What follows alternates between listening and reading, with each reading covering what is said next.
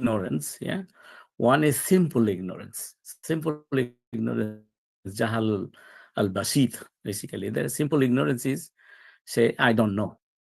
Sincerely, somebody say that okay, huwa adamu adra idraka bil kulliya, the total absence of knowledge. So this person, he says that he doesn't know. If you think, say for example, um, uh, if somebody asks you that, okay, how many years Prophet ﷺ actually, what is it? Say how many years he gave dawah of Quran or Islam, or after he got the prophethood, what's the life of his prophethood? So it was 23 years, but somebody says that, okay, I don't know. It can happen. So if he doesn't know, he is not trying to make it up. So it is called the simple ignorance. But the dangerous jahiliyat basically is al-jahl al-murakkab, the double ignorance or compound ignorance or complex ignorance. What is it? Basically, it is perceiving something in a way that is different from what it is. Okay, so basically, he doesn't know, but he says that if he says that, okay, no, the life of prophethood of Rasulullah SAW was 20 years. And he is for sure that he in his mind, he is confirmed that it is 20 years, not 23 years. But actually, in reality, it is not 20 years, it is 23 years. So that's why as when he would say that, okay, it is 20 years other than 23 years, and then he wants to stick to it, and that is called the al-jahl al-murakkab. So this person will be called al-jahl al-murakkab. Okay, so basically a person, he has got double ignorance. That is, he not only he doesn't know, but also he doesn't know that he doesn't know. That's why he is thinking that he knows whatever he knows, even if it is wrong information. Okay, so these are the two opposite levels of perception or of knowledge, is of the original ilm. Okay, but in between there are three, which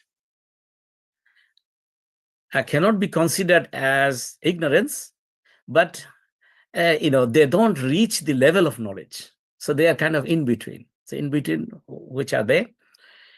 Okay, so now if we say that the worst level of knowledge is the jahal al-murakkab, that is the double ignorance, and the next level of what is it called?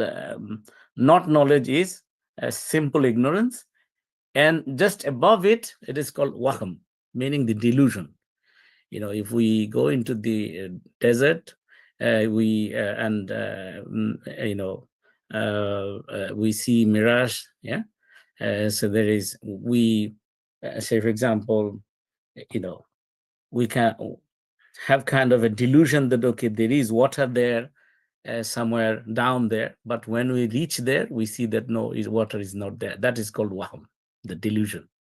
That means I perceive something that there is water there, but actually it is very unlikely that water is there. Okay, so meaning not there is basically not having water there is much stronger likelihood, basically. Okay, so then the next level, a little bit better, that is called shak, that is doubt. Doubt means, like maybe there are two things.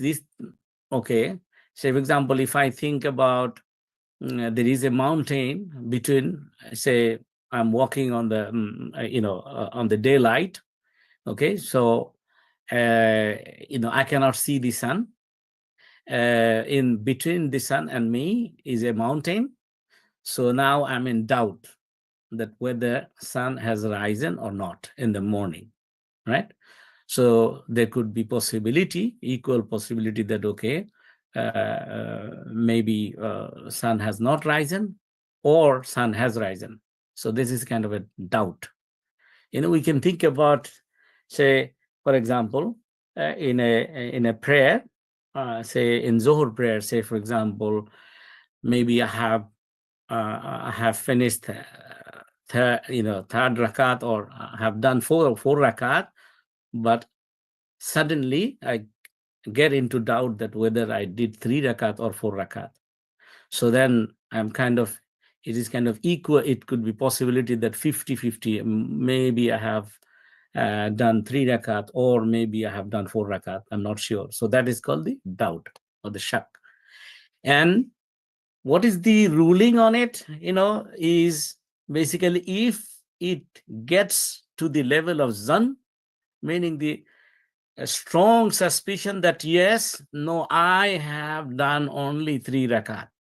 So the ruling on it is, masala is basically whichever you have got the strong suspicion that you have, no, I have done 3 rakat. So you do 4th rakat, or the vice versa, isn't it? The other way around. So the zan, the strong suspicion, we can act on it. So it has got 3 different levels. So the first of all, what we have learned so far is basically on delusion, we cannot act. It will not be permissible. On doubt, we cannot act. On 2 levels of jahalat, the ignorance, that is simple ignorance, without knowing, even we cannot believe.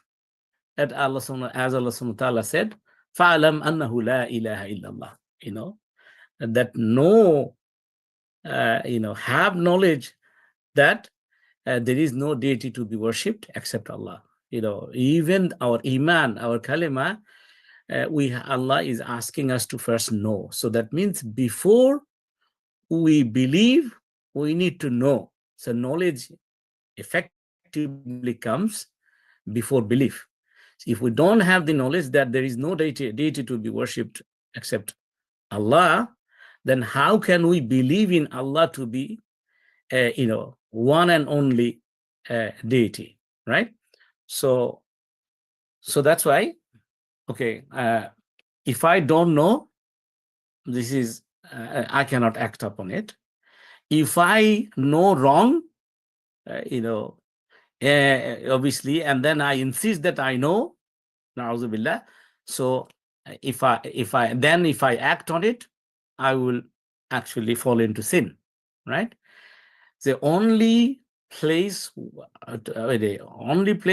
where I can act upon is if it basically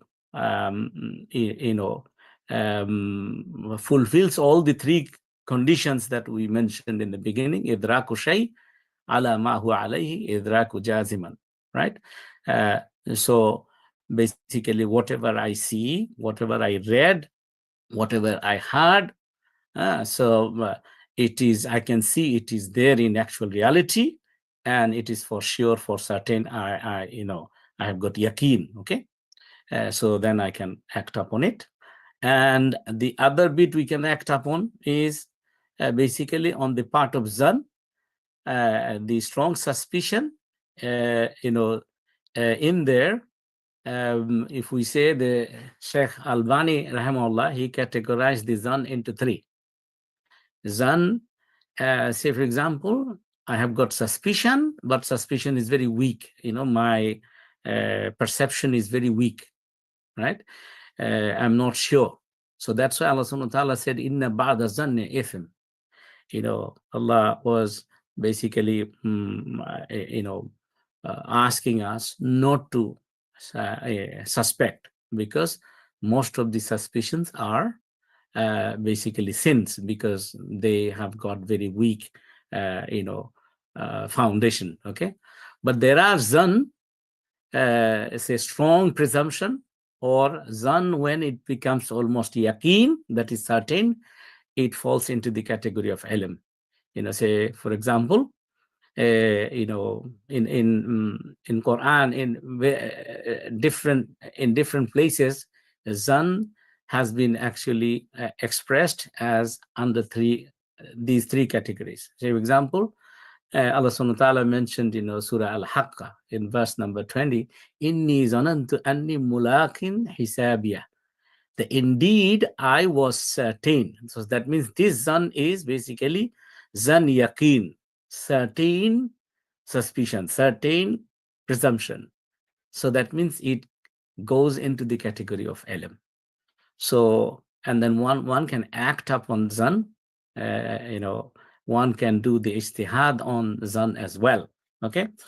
So now, if we summarize, basically, who I want to get the knowledge from.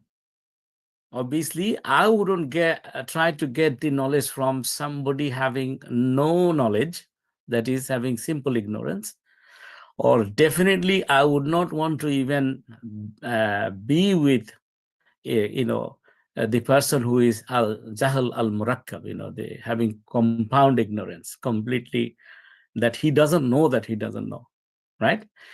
So I will try to, get to the source or the person or the scholar who has got, the number one category, that is ilm, the certain knowledge, and maximum I can search for the zan, which is with strong presumptions, basically. Okay. So now, I think having said that, if we then move on to say, for example, okay, I understand this is, what is knowledge, but then I need to find out, what are the sources of knowledge, and which knowledge actually I should try to, say, for example, in terms of, say, Sharia ruling, that talab al-ilm faridatun ala kulli Muslim, as Rasulullah ﷺ said, seeking knowledge is fard upon every Muslim, men and women. Yeah. So the seeking knowledge, then how much, to what extent I should actually seek knowledge. So in order to know that, I need to find out in terms of in my, how do I say, like the sources of knowledge. Where do we normally get the knowledge from? Number one is his, it is called the sensory knowledge, like as I mentioned, all the sensory organs, like eyes, we see, ears we hear, nose we smell, yeah, tongue we taste, skin we touch, yeah. So that means, there's somebody with somebody, if he touches you and his hand is cold, so you feel cold, right? So that means his hand is cold. So I'm getting it from the sensory source. And there is another source, is aql, the intellect. For example, say you saw a smoke somewhere, then even if you don't see the fire, your intellect knows that the smoke should come from a fire. So, then you say that, okay, there is fire taking place in that particular place, right? So that is also kind of knowledge that you can get through your aql. And this aql or intellect, actually, it helps progress the science and technology in the world. Yeah. Number three, very special category, is called the ilham. فَأَلْهَمَهَا فُجُورَهَا وَتَقْوَاهَا قَدْ أَفْلَحَ مَنْ زَكَّاهَا وَقَدْ خَابَ مَنْ دَسَّاهَا. That Allah subhanahu wa ta'ala has said, I have put ilham. It is like the intuition, or is a sudden thought or sudden vision into, into the minds or the hearts of the humans. Yeah. Fujur and taqwa, Allah said, the bad and the good, right? And it is up to them. Qad aflaha man zakkaha, those who take the path of purification, they will be successful. And it is up to them. If he wants to take the path of corruption, then he will be doomed. So that means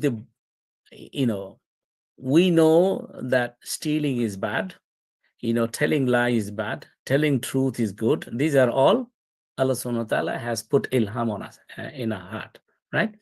So that is the intuition. Sometimes it could be, say, for example, a vision coming to your mind, or maybe you can think about, your true dream, yeah? As Rasulullah said, the true dream is 1/46 of prophethood. Okay, we can think about on a practical level. The example could be, say, Newton's, gravitation law that Newton discovered. He was sitting, and suddenly in front of him, an apple, fell on the ground, and then he was thinking that why did he fall? Why did it fall on the ground? Why didn't go to the sky? And from there, from that momentary vision or the thought, he basically came out with the gravitation law, right? So this thought, it is intuition or ilham. Okay. Number 4 is the most important one. That is the revelation, wahi. Yeah. And we need to actually, when it comes to this idea that talabul ilmi faridatun ala kulli Muslim, that seeking knowledge is fard, or the obligatory upon every Muslim, it is mainly actually indicating this knowledge of wahi. As Allah subhanahu wa ta'ala has mentioned, asked Rasulullah sallallahu alayhi wasallam to tell us, the Qul, say, O my Prophet sallallahu alayhi wasallam, hazihi sabili, this is my way, ad'u ila Allah, I call people to Allah, upon what? Ala basira. Basira means the knowledge I receive from the wahi, from the revelation, right? The certain knowledge that is coming from Allah subhanahu wa ta'ala. And Rasulullah sallallahu alaihi wasallam, Allah asked him to tell us that, so that he says, Ana wa man ittaba'ani, that is, this is my path, and it is the path for the people who want to follow me, meaning his ummah. Okay, so that means for us, we need to actually learn the knowledge of wahi, and that is our basically the obligatory knowledge.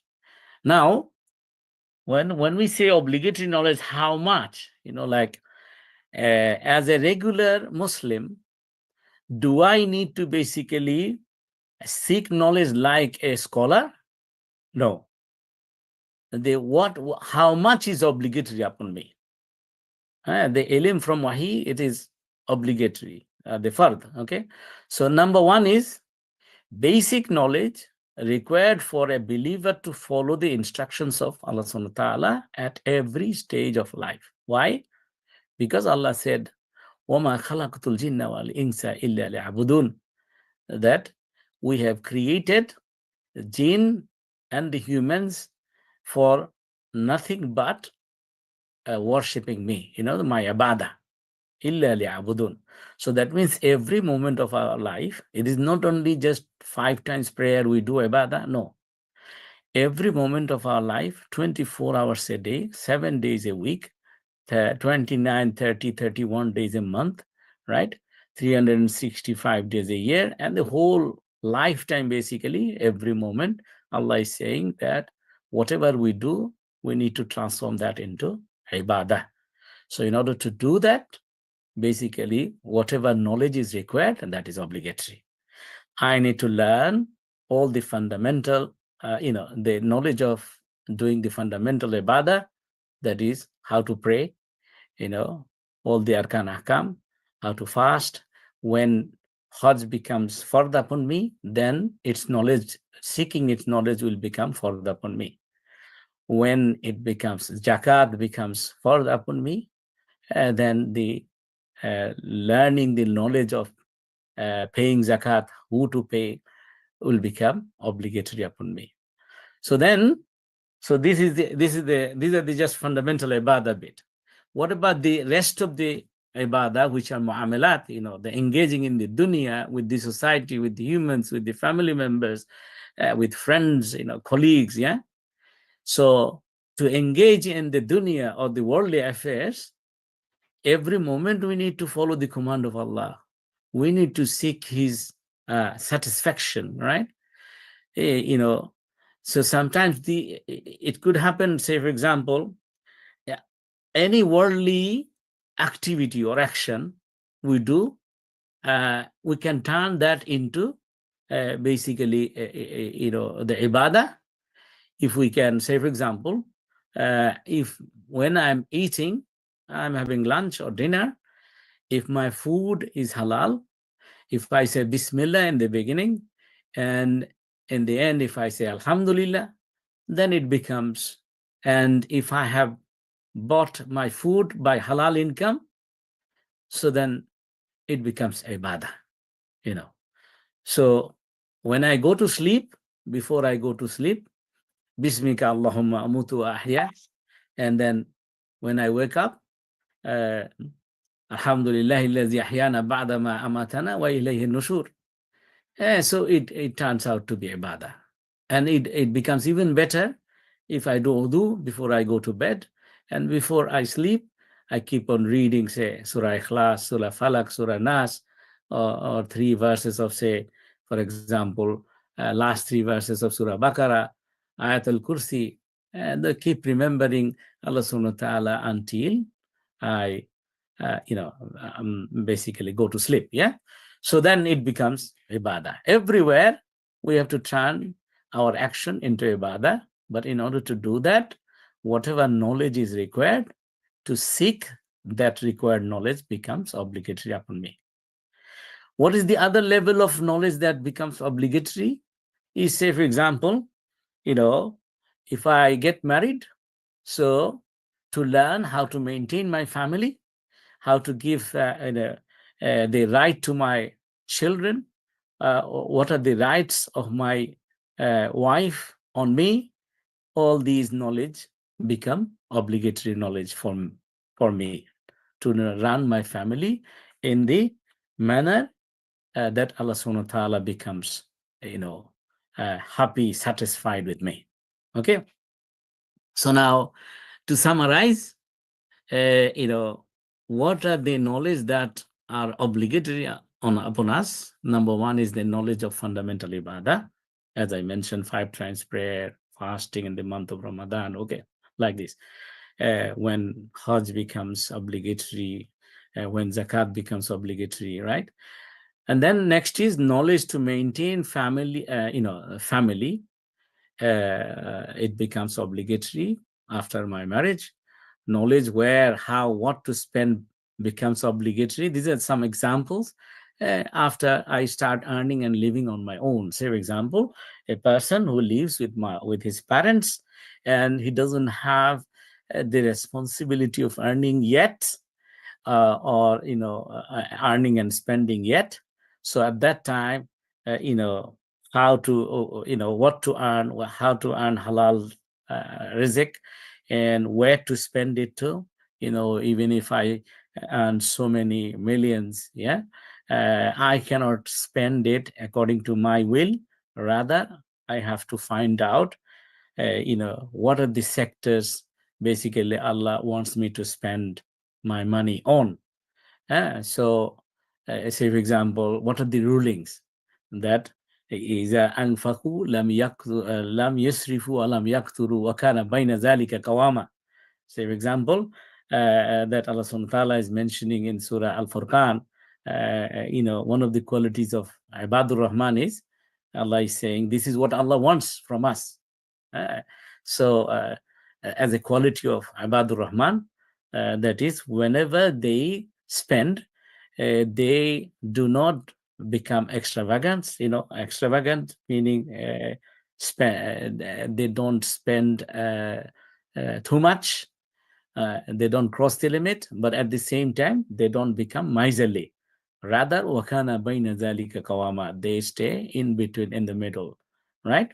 Whatever is necessary to fulfill their decent necessities, they spend, but they don't become, and they don't do israf or tafzir, like basically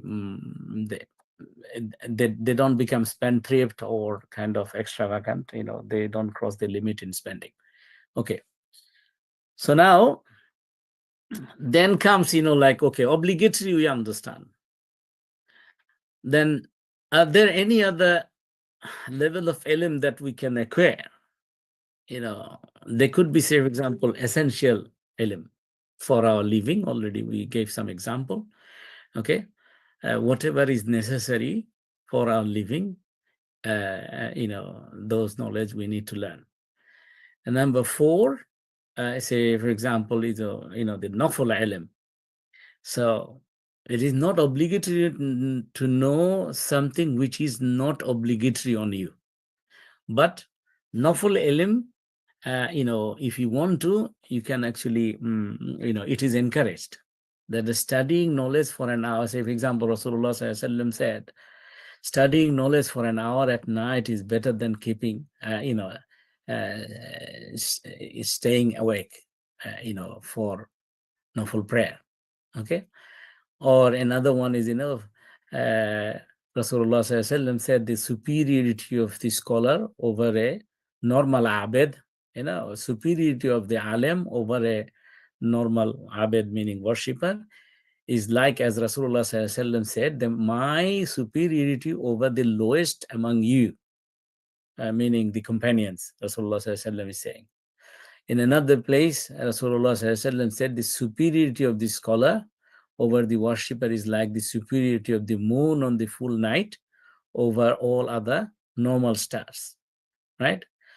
One faqih, one jurist, basically, obviously jurists are scholars, is stronger against shaitan than 1,000 worshippers.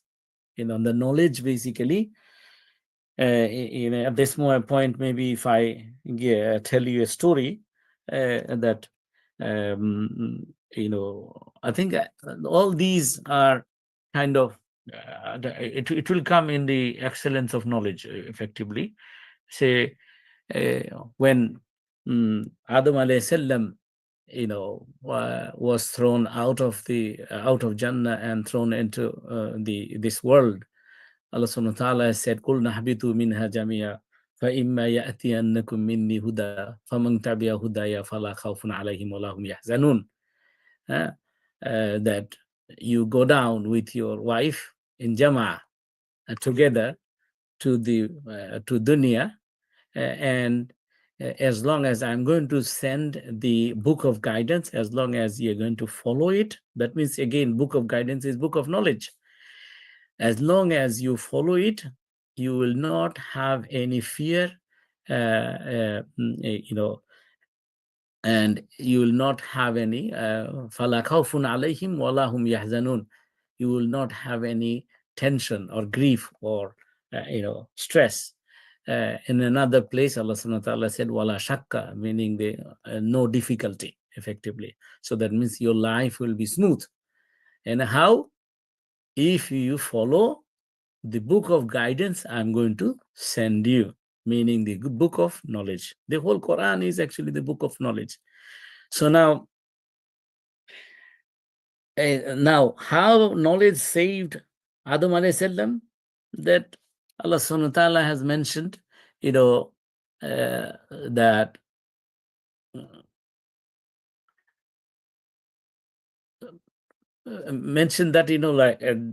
that Allah subhanahu wa ta'ala has taught him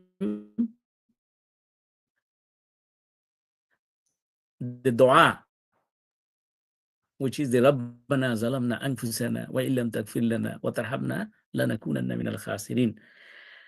So when Allah subhanahu wa ta'ala has decided to basically forgive his shortcoming, Allah has taught him this dua, that is, again, knowledge. Dua is knowledge. So Rabbana zalamna anfusana, oh our Lord, we have done zulum, oppression on our nafs, on ourselves. Wa illam taghfir lana, please forgive us. What tarhamna, not only forgive, we need your rahmah as well. So we need your blessing as well. Otherwise, if you don't forgive us, if you don't put your blessing, the rahmah, on us, then we are going to be doomed. We are going to be among the خاسرين أنفسنا وإن لم تغفر لنا وترحمنا لنكونن من الخاسرين. We are going to be from among the losers. So maybe I stop here. I think I've gone over the time. So maybe if I stop here, if there is any question on this. So far, what I did, I talked about is the main definition of ilm, what is ilm and what is not, and the sources of knowledge, among them wahi, the revelation, meaning the Quran and hadith of Rasulullah sallallahu alaihi wasallam. And I didn't mention that there are three types of hadith or sunnah of Rasulullah sallallahu alaihi wasallam, which are qawli, fa'li, takriri, whatever he said, whatever he did, and whatever he approved. Said, did, approved. These three things are called the hadith of Rasulullah sallallahu alaihi wasallam. So that you can say there are four sources, the main sources: the Quran, and among the hadith or the sunnah of Rasulullah sallallahu alaihi wasallam, three: whatever he said, whatever he did, sallallahu alaihi wasallam, and whatever he approved. All these are kind of the pure main sources of our knowledge of Islam. And there are some other sources, derived sources. Maybe we'll talk about that in the next session.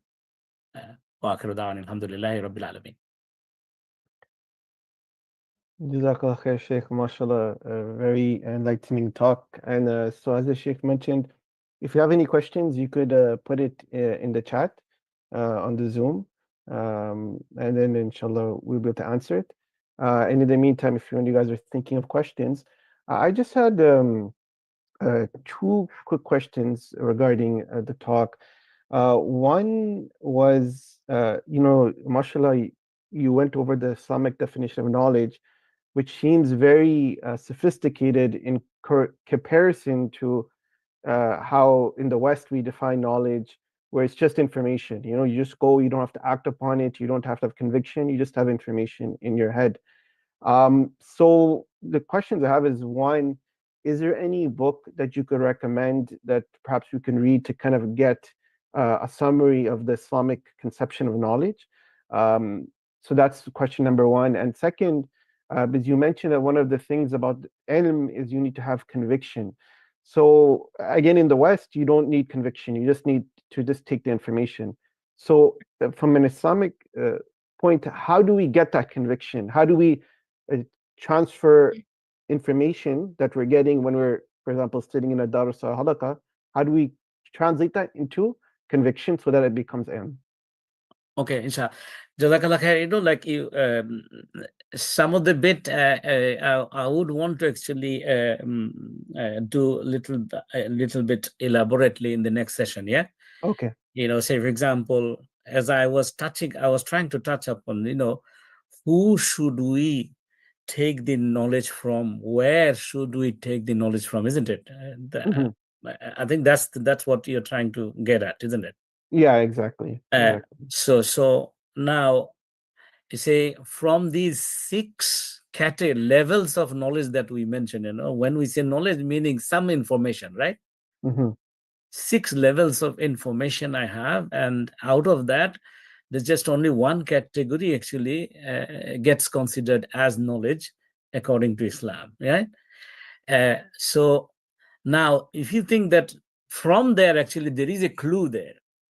If you see somebody, that person may be have got a big, long certificate, yeah, from different institutions, right?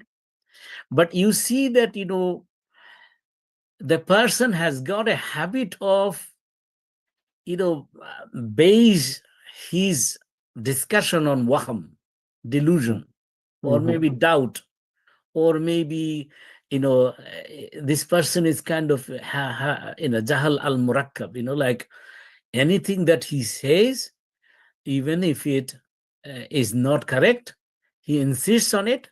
So definitely, no matter how many degrees that person has, do not take knowledge from him. Right? Say, for example, Imam Ahmad ibn Hanbal, rahimahullah, before he died, the people were asking him, after your death, who we should ask questions.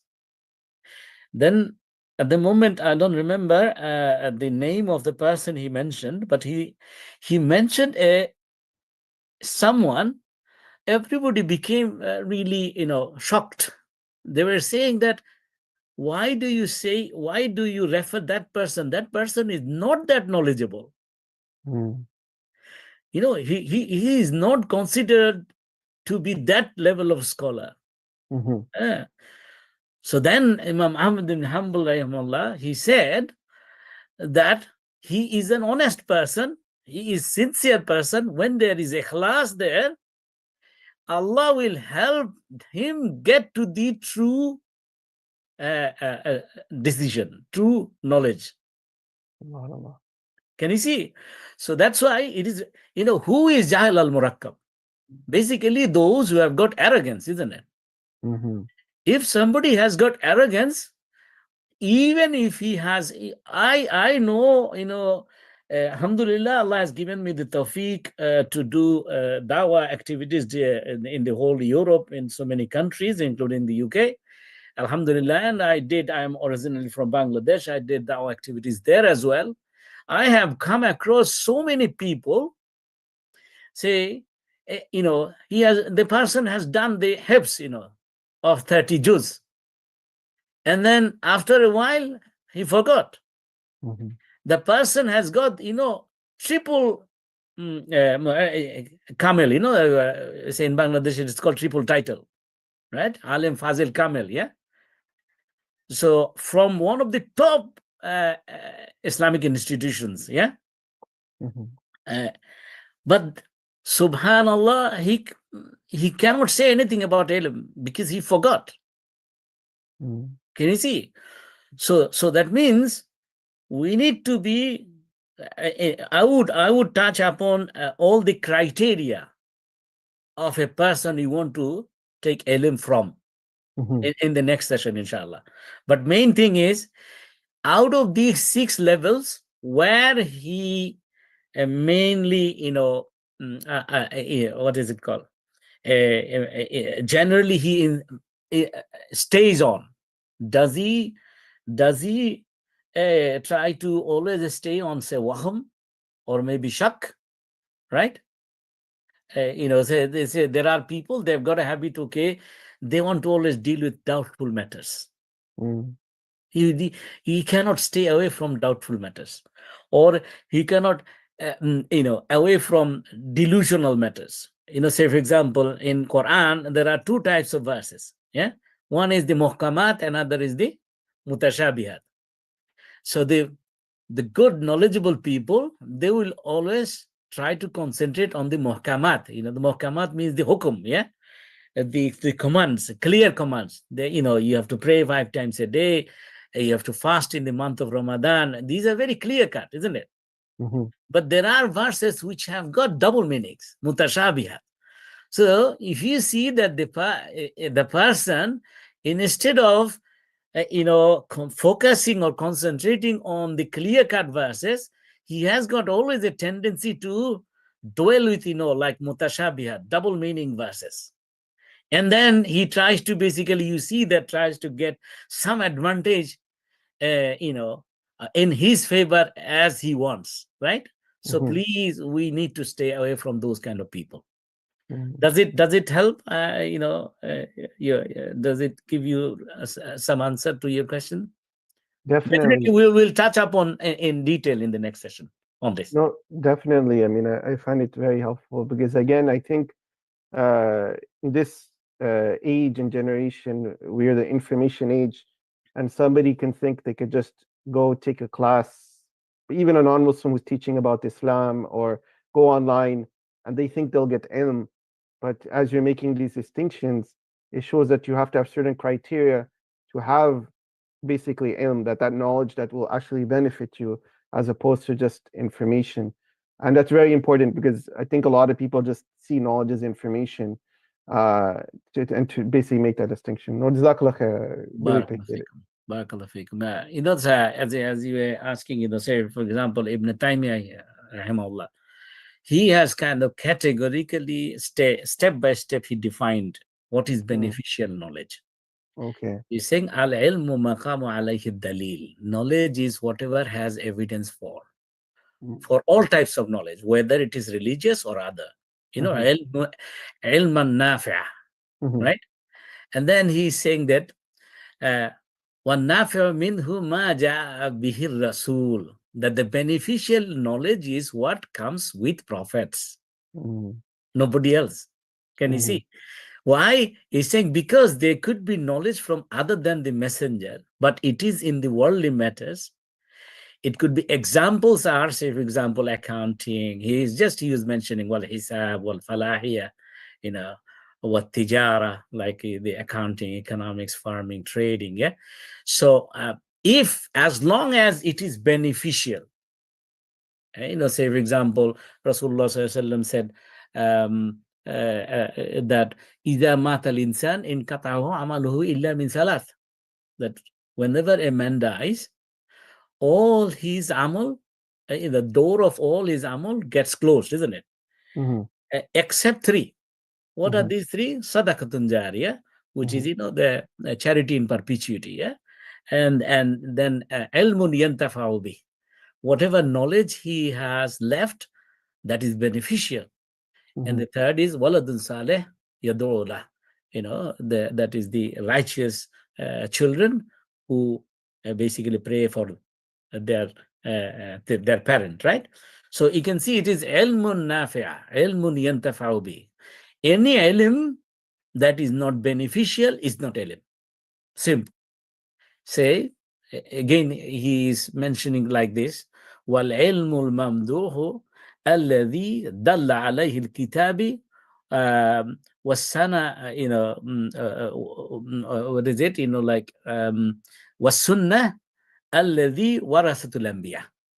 That is Mhm. the praiseworthy knowledge indicated by the book. Kitab means the Quran, and the Sunnah of Rasulullah Sallallahu Alaihi Wasallam, which was inherited by the prophets.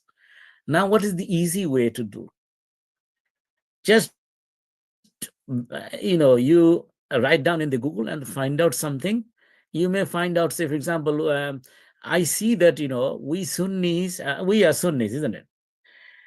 I see that in the online, whenever I search in the Google, there are Shia websites more than the Sunni websites. I don't know whether you have come across.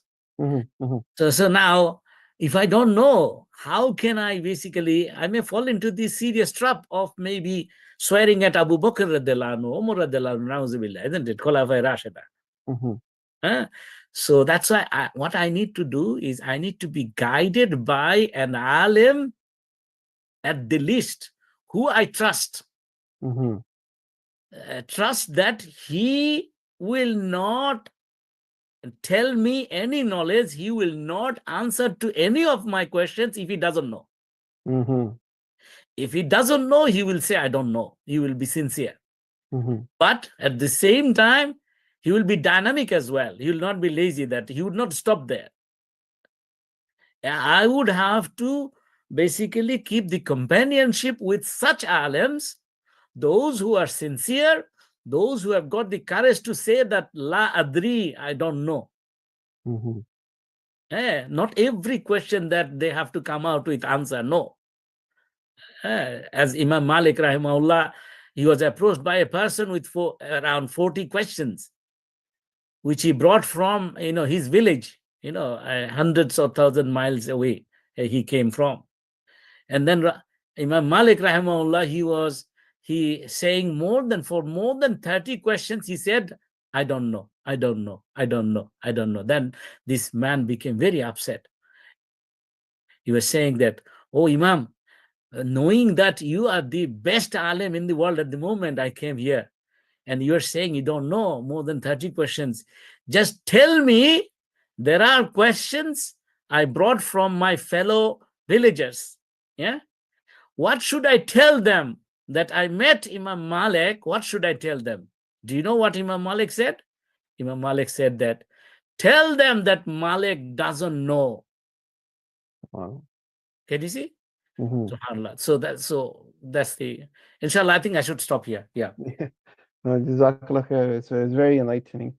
And it looks like we're out of time.